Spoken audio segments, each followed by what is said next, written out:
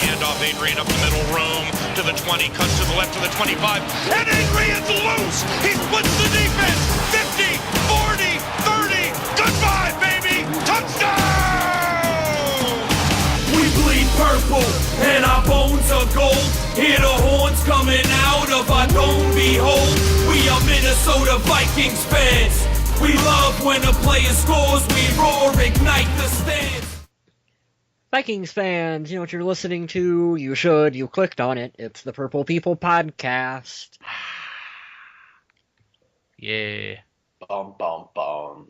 My name is Kyle West. The two guys that you hear making noises in the background are Adam Carlson, Yay! Kyle Smith, Whoop, whoop. and me. I don't know if I introduced myself or not. Do it anyway, why not? I'm Kyle West. I don't remember if I usually do that or not. It's been a long day. It's close to the holidays, we're allowed to have an off show. It happens. This is So, technically our Christmas episode. Sure, I should have given it a neat Christmassy name, but I didn't. So instead I went with, welcome to Purple People Podcast episode number 131, Finn City, a game to kill for. Oh, I give you lots of credit for that one. I have not yet seen the new Sin City movie, but I really enjoyed the first one, so I will be watching it soon, hopefully. Yeah, I need to watch that one too. I'm a big Robert Rodriguez fan. Oh yeah, My good work. Roommate made me watch it, and it was just very, very interesting. I'm glad he made me. Love the styling on that. I also love the styling of the Minnesota Vikings. Did you know that? I do too. A lot went down in the last week, so let's get to the quick hits and get those out of the way. We saw 3 members of the Minnesota Vikings go bye-bye in the last week. Uh-oh. Offensive tackle Jamarcus Webb was released. Quarterback Chandler Harnish was released. And so was running back Ben Tate. Well, Merry Christmas, you guys. You're no longer a Viking. Oh, But the Vikings did bring up safety Ahmad Dixon to the 53-man roster. I haven't seen who else was elevated to the roster, but there's one more opening there, and I don't know who it is yet. Adrian's guess- coming back. I'd say Dominique Williams would be my guess. I'd say Adrian. But I would be wrong. I like Brett Dominique Favre. Williams. Yeah, Brett Favre. Favre is coming back. Well, somebody that won't be coming back this year is Anthony Barr. He's done for the year, shut down. He's going to have some surgery on his knee.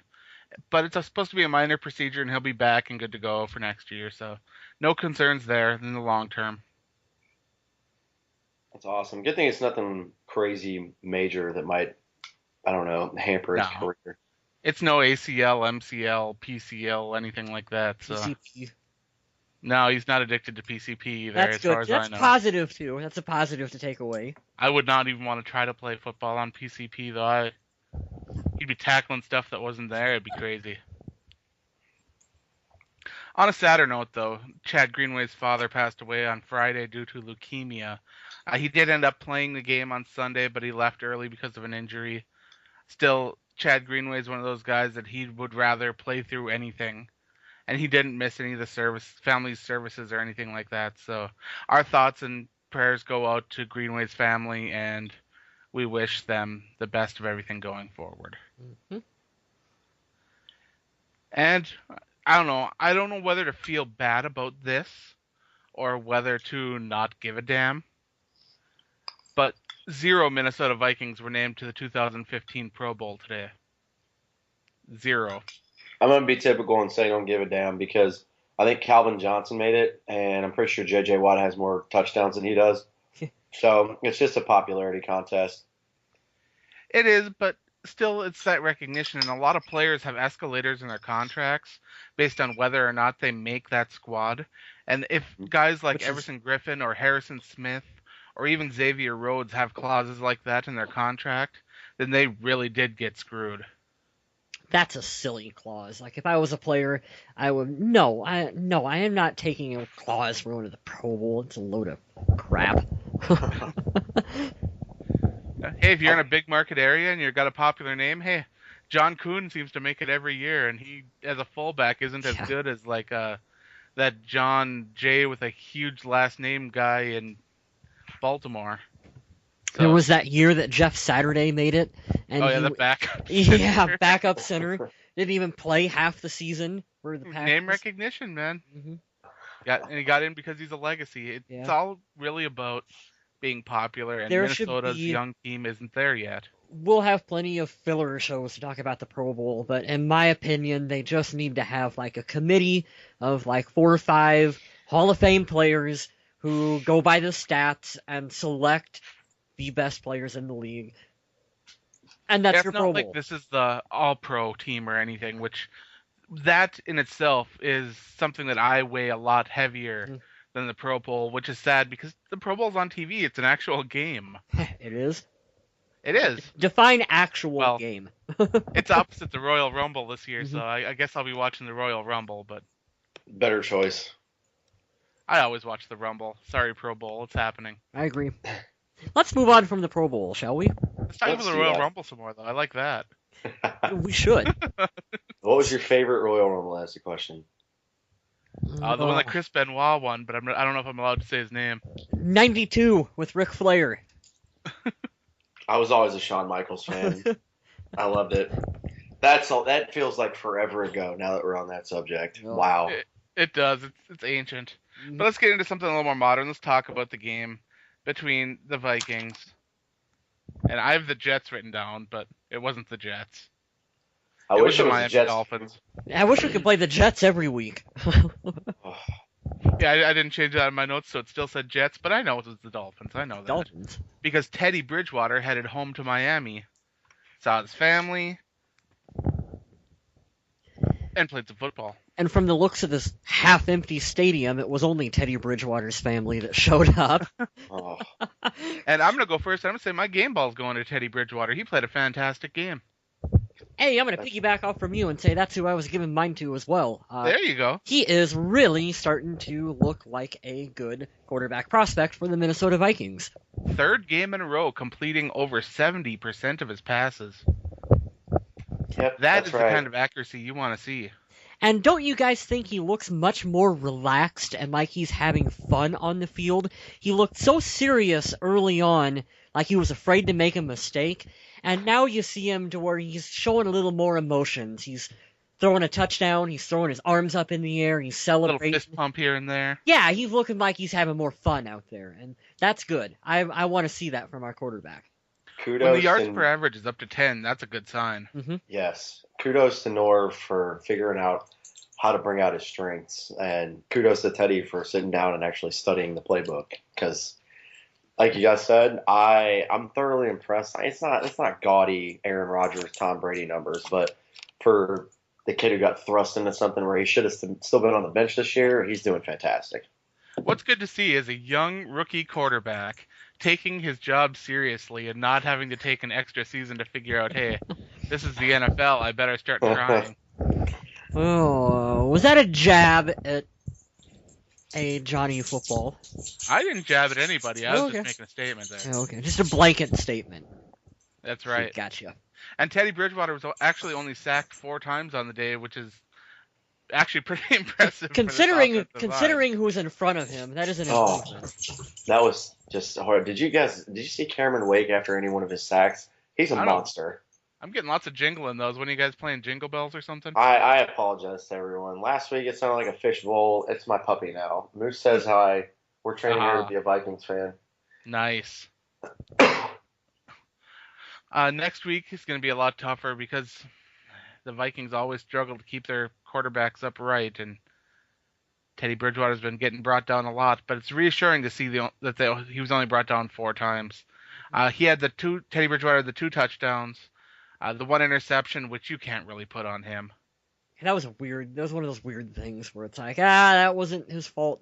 That wasn't like a Ponder interception where he threw it right to someone. That was like oops, that's just an odd thing that could happen to anyone. It's weird how many of his interceptions this year have been weird. They're fluke just like tips. odd things. It's like, huh? But I was just going to say that. I don't want to be that fan who's like, his interceptions aren't really interceptions, but a lot of them come from tip passes or I was so frustrated when I saw that interception because I felt like, Teddy doesn't have the strongest arm in the world, but I don't think the ball was thrown with that much velocity, so it was awkward too how it happened. I just think Asiata wasn't ready for it at that point. Mm. To have that just rifled in there.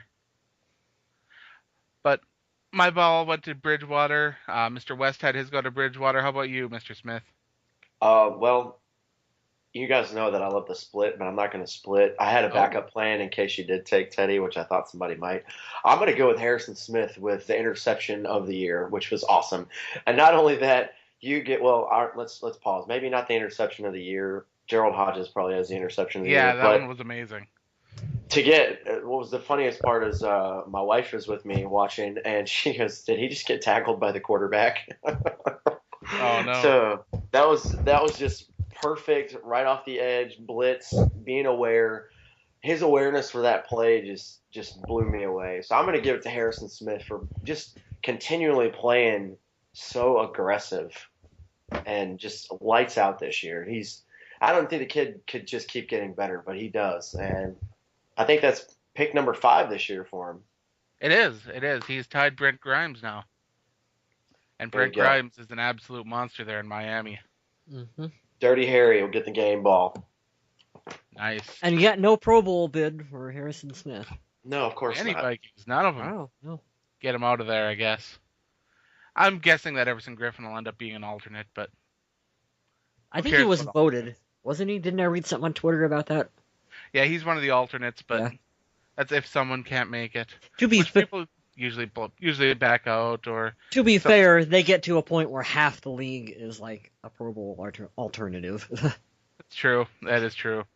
My donkey for the game goes to Anderson Dejo, filling in for the injured but still active Robert Blanton. Anderson Dejo just found himself out of place a lot and out of position, giving up a lot of the longer plays too, especially on one of the touchdown passes. I believe it was to Charles Clay that he was covering on a route that ended up finding him dragging along the goal line. And Sendejo just, I know this is going to sound weird to say, but he just isn't Robert Blanton. Robert Blanton's playing at a higher level. And I know that if Robert Blanton was 100% healthy, he'd have been in there. So Sendejo filling in is the next best man, but still, that was a significant drop-off.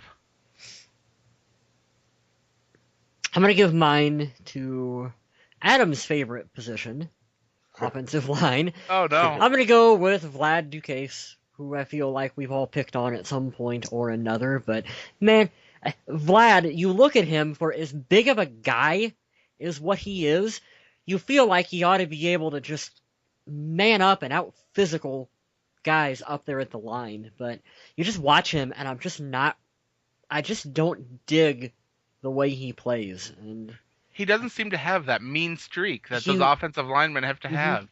He really doesn't. And so I'm really wouldn't be surprised if he doesn't make it back to this team next season. So yeah, that's my donkey's going to go to Vlad this week. One more to go, Mr. Smith. I wanted to be the guy who yelled at Colin Loeffler and say, "You had one job," but I'm not going to be that mean. I'm going to do the typical Kyle Smith stuff for the show. When the defense commits 11 penalties, and they were mostly all very stupid penalties, I threw my hat, or not my hat, I threw my phone. I don't usually get that emotional, but the reason that we lost this game is because we beat ourselves. And I'm looking at it now. Sharif Floyd, 3 penalties. Everson Griffin and Xavier Rhodes, a pair apiece. Captain Munnerlyn. There was a lot of I was very impressed at how often we hurried, rushed, or got to and pushed down, knocked down Ryan Tannehill. But there's a lot of roughing the passer. There's just horrible, unsportsmanlike calls. I think it was Gerald Hodges that Mike Zimmer called out. If somebody's talking crap to you, there's no reason for you to headbutt them. Grow up, be a man, walk away. Our penalties absolutely destroyed us in this game. So I want to give it to the refs, but defense, especially coming in being a really high-ranked pass defense, Ryan Tannehill is not the best quarterback in the league. He should not have had 4 touchdowns. Penalties killed us. Sorry, D. You guys looked out of place this week. Mm-hmm. I do like the fact that the defense is showing bit more attitude this season. I think it's a reflection of our coach, but you're right. You don't want the dumb penalties. You don't want us to turn into the Detroit Lions where we just get penalized up and down the field because of dumb, boneheaded things like what we seen the guys do this week. So I like the attitude. Yeah, I like them playing with attitude. I like that they're still into it. They're still motivated. Play with emotions, but you got to play smart and within the confines of the game.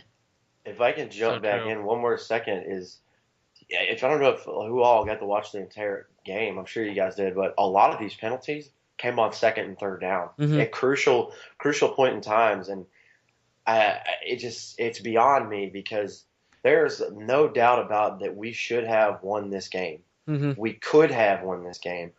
We should have. We could have taken our defense off the field numerous times, but they stayed longer because of boneheaded penalties and a fresh set of downs for any team, even Oakland or Jacksonville or whoever it is this year that's terrible, Tampa Bay. You're just going to give them the advantage, and it's it frustrating has to be frustrating as a player when you see what happened to the offense earlier where Teddy throws a touchdown, and it's very clearly a touchdown because we all have HD TVs at home, and we can see this shit. NFL. You don't think we can, but we can. We probably have better angles than you guys do. And you say, nope, guess what? 1 yard line.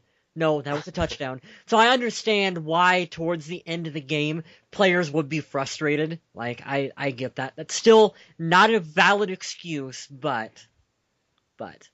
Yeah, if you were on Twitter during the game, you saw fans talking about that pass to Chase Ford that many felt should have been a touchdown. It was a touchdown. You can see the photos on Twitter where they zoom into his foot, and he is inbounds. He does not go out of bounds.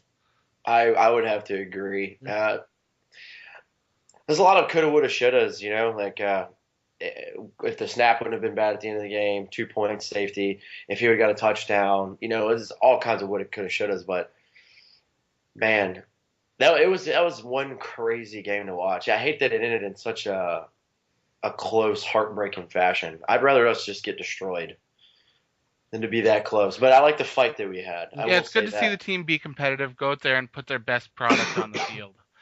Right now, with the Vikings in the position they're at, if the NFL season ended last week, Minnesota would be drafting number 8 overall, which is a pretty high pick considering the fact that Minnesota's actually put together a fairly decent season this year.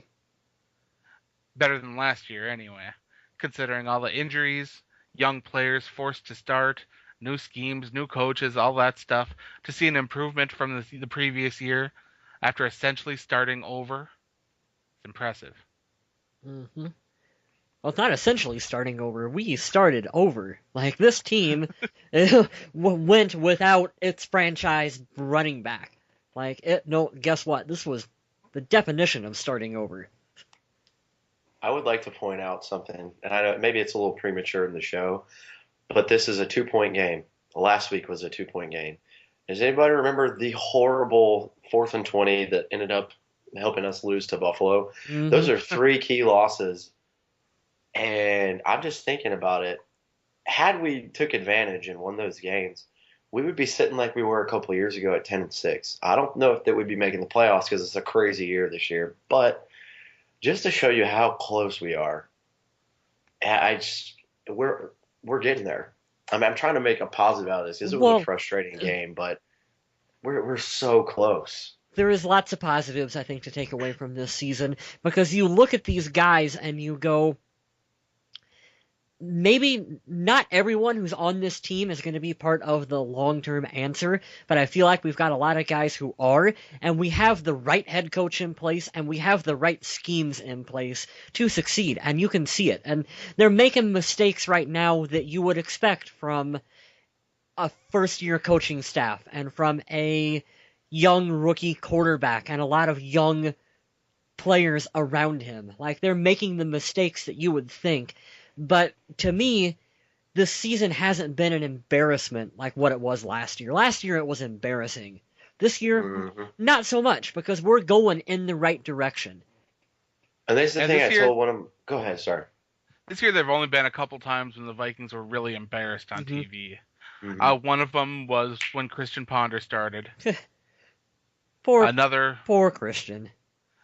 well, it always seemed to be prime time or a Yeah. big game. So really, Minnesota, looking at it the way they are, they've had some good things come out, especially where there aren't those huge question marks at some places like there were in the past. Before, every year it was, okay, what are we going to do at quarterback? Are we going to have the same guys come in? Are we going to bring Matt Castle back for another year? Because if Matt Castle had finished this year and the Vikings had ended up with 7 or 8 wins, people would still be saying, okay, we need to bring Matt Castle back.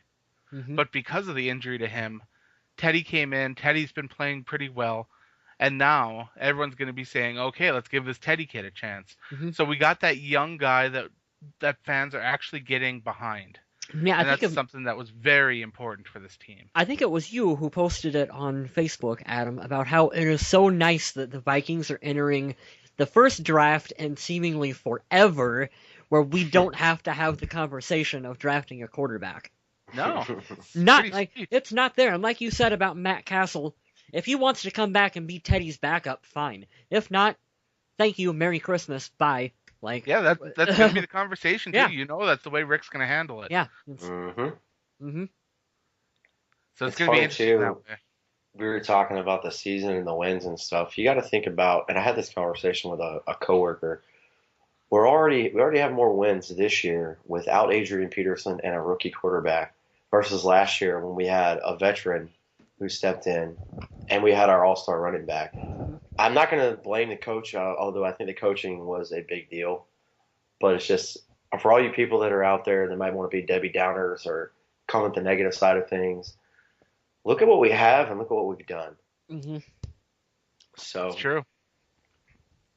Let's get back to the game, though, and let's talk about Matt Asiata, because Matt Asiata is still one of those guys that I don't quite get. Sure, he scored 2 touchdowns, but he rushed the ball 16 times, only picked up 58 yards on the ground. Now, I was a bit of a pessimist when I was doing my predictions for this week's game over on the Viking Age, and I said that there would be no Vikings running back that gained over 60 yards in the game. And I put that number so great because he ended up with 58. I felt so good about that, but I felt so bad about it too because I was really hoping to be wrong. For a moment early on, I think it was the first drive that the Vikings had the ball, Asiata was in like beast mode, where Oh, yeah. he was looking really good, but then he just seems to fall out of it. I don't know. I mean, that's what you get. I don't want to use this as a negative, but when you're a backup running back, that's what you look like. Like you have moments that look good and then moments where you just go away. And that he is what he is. That's Matt Asiata. He's a backup. Like Right, that's what we've been trying to tell a lot of people online, whether it's on Twitter or on Facebook. A lot of people complaining about the Vikings running game. I've been one of them. But I have to understand that Matt Asiata was not the team starter on opening day. Matt Asiata wasn't even the starter after that starter was gone later on in the season when he was replaced, but he's become that starter again. Mhm. He's actually the team's third running back. yeah. And he's filling in with 3.6 yards per carry, which it's not going to blow the world up. It's by no means. And that's not a number you really want to see. But he's going to get you those numbers in the red zone on the goal line when you need a couple yards here or there. He can do that. All things considered, for what they're expecting him to do, I think he's done fine. Absolutely. But the best run of the day definitely came from Jerry's right. Mhm. Yep. He had that 27-yard run that really opened things up. Then I tried it again later on, I believe, with Cordero Patterson, and it ended up with a loss of 2. Negative thought 2 yards. Really Oh. strange. I like the way we're starting to string together a couple games in a row where we're saying, and the best play was followed by Jarius Wright. Like I have expected him to flash more throughout his tenure as a Viking, and I think he's finally getting an opportunity now to show off what he can do, and I like it. Let me talk about that Cordero Patterson play for a second, because Okay. that's really on my mind. Now, that was a 3rd and short that they ran that on. I believe it was a 3rd and 2. And instead of either pounding the ball forward or doing a short pass, they came out with a trick play where they tried to get Patterson to run out of the backfield. And listeners of the podcast know how much I absolutely hate trick plays and weird formations. Just come out and pound the ball if you're going to do it. Line up and make the other team beat you. And that play was a little bit of shades of Bill Musgrave play calling. It was trying to be too fancy. I'm actually more fine with trick plays and stuff than what you are, Adam. I think there's a time and a place for them. That was neither the time nor the place to be running that. Like, you try that shit like midfield, first down, whatever. Sure. We'll see what happens. But right there, give it to Asiata. Give it to, I don't care, sneak up with Play Teddy. action it out to your tight end. Do something. I don't care what you do, but do something other than that. Yeah, that just burnt my bridges right there. Burnt my toast. Joe Banyard added 5 carries for 23 yards. But those 2 touchdowns by Asiata, they usually come in threes, so I was waiting for that third, but he got held out on that one. So, well, he did have 3 touchdowns, but they took one of them away from him. I'm actually watching that right now. NFL.com, if you guys listen to this, check it out. It might still be up. The top 5 throws of the week, and it was the one that was taken away from Chase Ford. It says Minnesota Vikings, and it's actually the number 1 throw of the week. You know, that throw that Teddy, thank you for bringing this up. I wouldn't have thought of it otherwise. But that throw that he had to Greg Jennings, you know which one I'm talking about? Oh, yeah. That was friggin' outstanding. That was better than anything that Ponder farted in the last, I don't know how long Ponder was with the team now. What, 3 seasons? Like, Ponder couldn't do that crap in his sleep. Like, that was an amazing throw. Do you ever read Ben Gosling's mailbag every week? Sometimes, if I'm feeling frisky. This week, he got a letter from a guy asking why the Vikings would stay with Teddy Bridgewater when he's just another Tavares Jackson. Well, that guy's a dipshit. Oh, wait. Oh, let me piggyback on that, too, because I sent it to my friend. I loved it. I was actually bored the other day because you guys have listened to this show for a while. I'm a Brett Favre enthusiast through and through. Sure. I worship the ground he walks on. And I love Skip Bayless from ESPN because he always defends Favre. But some of the other stuff that he talks about, you're just a flippin' idiot. And I'm having to censor myself here. Yeah. But so I used something that he said recently versus something he said kind of recently. They're around the same time frame right before the season started. He said, and I quote, "I really feel bad for Vikings fans because Teddy Bridgewater is just another Christian Ponder. Great guy, but he won't be there for 3 seasons." At the same time, and my blood started to boil because I was like, your job is to watch and analyze football. Do you do that? Because it's clear that you don't. And that statement you made. But then I also brought back from a comment feed from somebody else that I was looking at.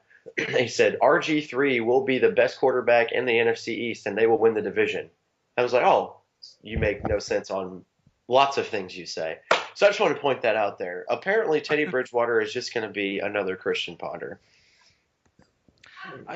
Skip Bayless is like that. He also said that Teddy Bridgewater was definitely second in the class. Not even a first-class talent. He would draft him in the 3rd.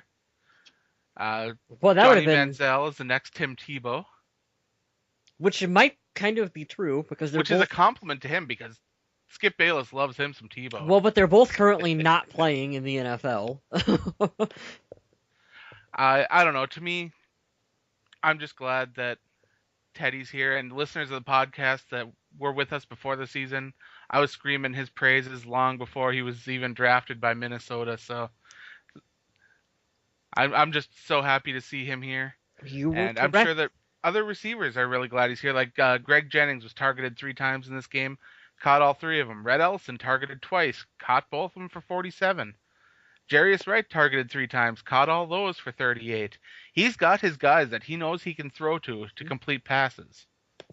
He's doing an excellent job of spreading it out. When Adam Thielen is out there making catches, like, hey, we're getting everyone involved. It's like, hey, get out there and I'll throw one to you too. I'll get you in there. It still frustrates me hearing all these people talking about how they want Minnesota to draft a wide receiver. I don't. Because I don't want Minnesota to have to cut Adam Thielen. People talk about bringing in people talking about bringing in Larry Fitzgerald. And that means bye-bye Adam Thielen. And I'm like, really? That means bringing down Charles Johnson. Mhm. That would be my biggest hit. I don't want to see Charles Johnson go anywhere. No, Charles Johnson has solidified his future with the team for sure. It means pushing Cordero Patterson further down the depth chart. Although, man, I'd love to see Fitz in Minnesota. Wouldn't you guys? That would be great. I would love to see forgetting about roster moves and all that stuff for a minute. Wouldn't it be awesome to have Larry Fitzgerald in? Oh, sure. Yeah. If you're playing Madden, sure, you pick him up. Mm-hmm. But sadly, it just ain't Madden. Yeah. We actually got to see Blair Walsh connect on every kick he tried. 3 for 3 for extra points, 2 for 2 from field goals. The longest one was from 33 yards away, but still, all makes. Hopefully those are confidence boosters for him, and he can end the season on a high note next week against Chicago, so fingers crossed there. I am not worried about Blair. I've never been worried about Blair. I will never be worried about Blair because he is a damn good kicker. I'm not worried about Jeff Locke. Another game, 3 punts, averaging over 50 yards a punt, 2 inside the 20. I'm glad somebody gave him love because he's just been great. He's been great. And I can't believe that he was able to control that snap from Loeffler and it didn't just fly over his head. Yeah, I do got to give him credit. He has been actually these past couple games. He's been picking it up and he hasn't been looking nowhere near as terrible as he once did. Because he looked pretty terrible there for a while. He had a couple games there where he was struggling. I'll definitely agree with that. Cordero Patterson, once again, pretty pedestrian on his return game. He only caught the one pass in the game for, I think it was 18 yards, lost 2 yards in the running game. Patterson's just slowly getting phased out this season, but I do expect that when the season gets started again, that he'll be hitting the playbooks hard, learning everything, and hopefully he'll have a bigger role next season because he does have that dynamic energy. He does have the speed. He does have the elusiveness. Cordero Patterson is a guy that this team can't give up on. He better be prepared because even though we just got done saying Vikings aren't going to draft a receiver, the Rick Spielman thing, though, is you draft best talent available regardless of position. So if we get into rounds 5, 6, 7, and there's someone that they think is a good value out there, and it happens to be a receiver, they'll bring him in. He'll bring him in. He'll do it. Oh, yeah. Mm-hmm. So there will be competition for Patterson and everyone else at camp. Let's talk about that unfortunate play that happened with Xavier Rhodes deflecting a pass and having it go right back into Mike Wallace's hands and having him turn around into the end zone. It was the most Viking thing that could possibly happen. Absolutely. I watched it happen. And all I could say was, wow, yep, that's about it. Like, oh, this is being a Vikings fan, just kind of summed up in one single play. Fantastic job by Rhodes getting position, getting a hand on the ball, slapping it away. But apparently he didn't slap it far enough away, I guess. What do you do? It's like that interception that Teddy threw. What do you do? Like, sometimes that just happens. That's what makes football interesting, and it just... Yeah, you just have to nod your head and say good awareness from other people. Yeah. There's nothing you can do about that. It was a good play on both players' part, which is weird. Absolutely. Because that rarely happens. Do you think that Mike Wallace kind of used this game as a way to tell the Vikings F you for not raising the amount of money that they were going to give him during the offseason that they picked up Jennings? Yeah. I'd rather have Greg Jennings. So, Yep. That's my thoughts. I'd rather have an older player with a better attitude and leadership. Yeah. I think that Mike Wallace had a little bit of resentment there, and I think that he was taking it out on the team a little bit. Well, whatever motivates him to play. Because this is one of the better games he's had in a while, that's for sure. Chad Greenway left the game early. He had 3 tackles, half a sack, 3 yards loss on that sack. Otherwise, we saw Robert Blanton, who came back in the game after Anderson Dejo had to sit back down. 11 tackles all over the field. He didn't defend any passes, but he was there. He was dropping back into coverage, and he was playing a run game really well. We had Gerald Hodges, Xavier Rhodes, 5 and 6 tackles each. Harrison Smith added 5, and that interception with an 11-yard return. And Jasper Brinkley also had 5 tackles on the day. So the defense was spreading it around. They were thumping, but they were giving up a little bit too much in the pass game. And it's understandable because these Miami wide receivers are really underrated. Mike Wallace, I know that a lot of people say that he is an overrated piece of garbage, and I've said that on Twitter before that I'm glad Mike Wallace wasn't in Minnesota because of what they paid him. But Mike Wallace came to play on Sunday. Mm-hmm.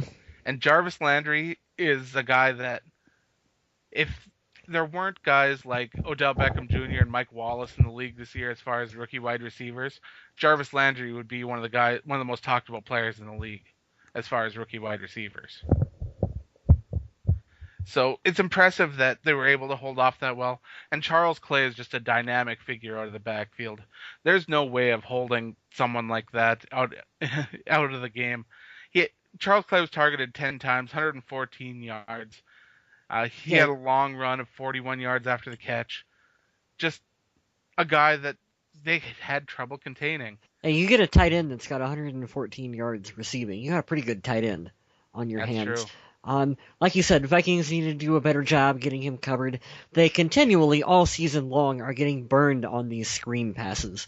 Like, they legitimately need to figure out how to defend a screen this offseason. They're putting a lot of pressure on the quarterback, which when you go to the quarterback that hard, it does leave yourself open to screens and flat passes and stuff like that. And that's something that Minnesota needs to be able to be a little more prepared for, is keeping a linebacker or and of course, over there. I was talking about that with my Twitter followers, and someone pointed out, well, when Anthony Barr gets back and gets more acclimated into playing in the NFL, he will help out big time. When Anthony Barr was healthy, he was sniffing out those screens and stuff like that like crazy. Yep. He had the athleticism to slide right past the blockers and get right in there and disrupt things. I am going to be so excited when he's back next year, because if he was healthy this entire year, he had a good chance to be defensive rookie of the year. But I don't think that's going to happen this year. I think it's going to be Khalil Mack, but Barr will. Yeah, Barr would still give him a good. It'll be Khalil Mack for sure. I wanted him in Minnesota, but that was not going to happen. But he's a really good player for the Raiders. I can't wait to see what he does in free agency in a couple years. Absolutely. All right, so other than that, the game saw a lot of lead changes. The Vikings got up early, and they weren't able to slow down the Miami offense in the second half. Things just got a little out of hand, especially when Miami was able to score 23 points in the final quarter. Minnesota did their best to hang on, scoring 18 in that final quarter, but just wasn't enough, and Minnesota ended up falling and ending up at 6-9 on the season. Next week's matchup, they will take on the Chicago Bears. Chicago. Now, there's a lot more at stake in this game than a lot of people think. The winner of this game will be third in the NFC North, and the loser will be in the basement. And also, Minnesota will be playing for pride, because if they can beat Chicago, then they will not be swept in the division this year. This is our let's get Jay Cutler fired game. Like, what can we do to get Mark Pressman and Jay Cutler fired from the Chicago? I was just about to say, wow, I've argued that all week. If you pay that much for a quarterback, there's no way you shouldn't stick with him. But he or the head coach are going to be gone. And what a great way to end the season than to stick it to Jared Allen, the Bears. Yeah, well, a heck of an effort from him last week, too. Haven't played a game in like 3 or 4 years, but I hope Everson walks away with 5 sacks, and I can't wait for the game, especially since we're going to be in Minnesota, because, we have a tough time winning in Chicago, but we don't have a tough time most of the time when they come to us. We usually take care of business, so. I feel like Chicago, maybe basically their players are like, at this point, yeah. Don't you guys kind of think that too? I don't know. I know that this matchup's going to be different because they're going to be without Brandon Marshall.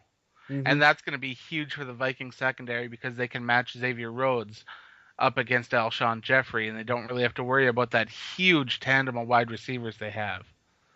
So things will be a little different from that respect. But otherwise, the Vikings do have a lot more maturity on their side than last time they faced off. And when I say that, I'm particularly talking about Teddy Bridgewater. Mhm. We've seen him really mature since then. Like I was saying earlier, the 3 games that he had in a row here now with completing over 70% of his passes, there are NFL players that are quarterbacks in the NFL that have been there a long time that have never accomplished that. This is something special, guys. And if he can finish off the season on a high note, it's going to be great. But